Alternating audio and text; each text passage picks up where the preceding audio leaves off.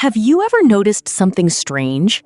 Schools teach us math and science, but almost nothing about managing money. We spend years studying for exams, memorizing facts, and chasing good grades.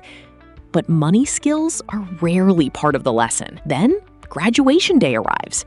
We feel ready for life until real financial problems start showing up.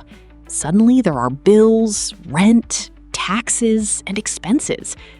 Many people realize they were never taught how money actually works. Most schools focus on preparing students for jobs, not teaching them how to build wealth or manage finances. As a result, many people learn about money through mistakes, debt, and expensive lessons in the real world. But understanding budgeting and saving can completely change your financial future. Learning about investing helps your money grow over time instead of simply sitting still.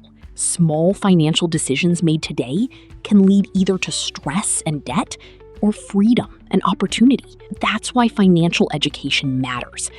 If school didn't teach you about money, start learning today.